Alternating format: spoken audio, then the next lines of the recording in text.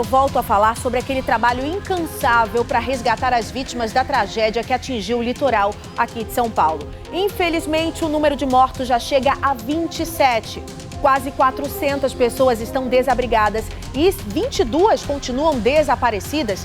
E em várias encostas e morros das cidades do Guarujá, Santos e São Vicente, o cenário é esse aí, gente. Desolação, muita gente ajudando, solidariedade. Olha só, lama, entulho e destruição no lugar onde antes moravam muitas famílias. Homens, mulheres e crianças que foram surpreendidos de madrugada por um temporal histórico, né? Equipes do Corpo de Bombeiros, da Guarda Municipal, policiais e voluntários ainda trabalham pesado para ajudar quem perdeu tudo aí nessa tragédia. O governo do estado já anunciou que vai liberar um aluguel social de R$300 para quem ficou desalojado. Peraí, R$300 dá para pagar algum aluguel, gente? Vem aqui comigo. R$300 paga aluguel? Onde, governo federal? Em que lugar? Eu quero entender. Se for numa comunidade irregular, pode ser. Eu não conheço nenhum local digno que se pague R$300 no aluguel. Mas vamos continuar.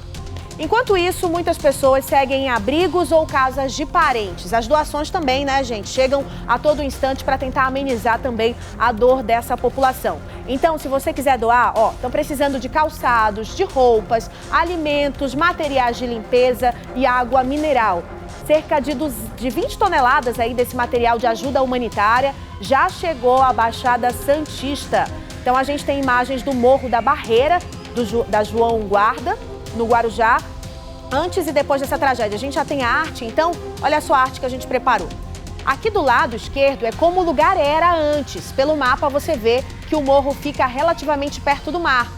Só que depois tem uma faixa de construções e em seguida um maciço verde. Já do lado direito a gente percebe como alguns pontos dessa vegetação foram varridos, deixando um rastro de lama onde antes havia as casas, hein? Para você ver aí como realmente foi difícil a situação de quem morava nessa região. A repórter Amanda Campos está lá no Morro da Barreira, em Guarujá, numa das regiões mais afetadas. Oi, Amandinha, bom dia. Como é que está o trabalho por aí hoje?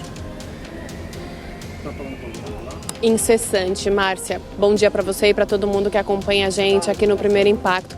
Nós estamos em cima da laje de um morador que gentilmente cedeu esse espaço para as equipes de reportagem, Márcia. Isso por quê? Porque neste momento, o Osvaldo Ada vai mostrar para vocês, os bombeiros estão trabalhando e eles continuam trabalhando bem nessa parte de cima, Márcia, porque nós recebemos as informações de que há corpos por ali. Ali naquela região havia pelo menos 60 barracos, Márcia, barracos que vieram abaixo então, porque somente a região do Guarujá recebeu em um período de 12 horas cerca de 282 milímetros de água. É muita chuva, uma chuva esperada para todo o mês de março, por exemplo. A gente vê também, olha, ali muitas peças de roupa, um pouquinho mais para baixo, são resquícios, na verdade, de famílias, de pessoas que moravam então nessa região e acabaram sendo surpreendidas, Márcia, pela chuva e depois pelo deslizamento de terra. A gente vê também ali, uma retroescavadeira